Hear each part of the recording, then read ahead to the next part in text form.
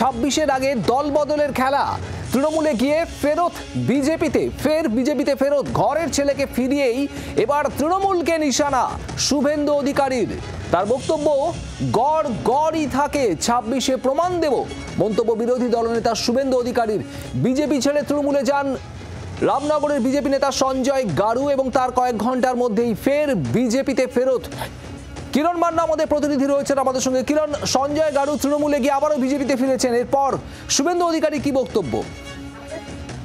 দেখো, যেটা হলদিয়া থেকে গতকাল তিনি বক্তব্য রেখেছেন যে গড় গড়ই থাকে, লোকসভা নির্বাচনে দেখিয়েছি এবং আগামী 26-এর বিধানসভায়ও দেখাবো।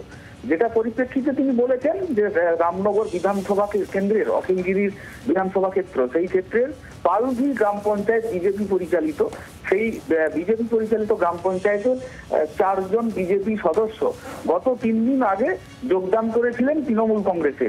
সেই তৃণমূল কংগ্রেসে যোগদানের পর তারপর বিজেপি নড়ে চড়ে বসে এবং একজন সঞ্জয় গারু, যিনি দাপুটে এলাকার বিজেপি নেতা, তাকে গতকাল তাকে ফের বিজেপিতে যোগদান করানো হয়। যেটা অভিযোগে উঠে আসছিল যে বিজেপির মধ্যে মতানৈক্য এবং সেখানে দলাদলি দলবাজি যোগদান করেছিল তৃণমূল কংগ্রেসে, আবার বিজেপির পক্ষ থেকে তাকে বোঝানো হয়, তারপর তিনি আবার দলে ফিরে এসেছেন।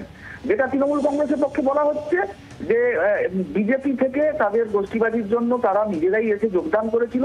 4 জন বিজেপি পঞ্চায়েত সদস্য যোগদান করেছিল, একজন ফেরত গেছে, বাকি 3 জন এখনো রয়েছে।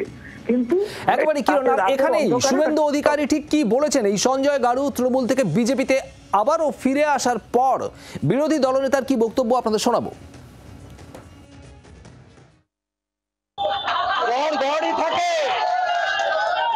লোকসভায় প্রমাণ করেছে, বিধানসভায় প্রমাণ করেছে। বাংলার আওয়াজ, বাঙালির আবেগ, জি 24 ঘন্টা।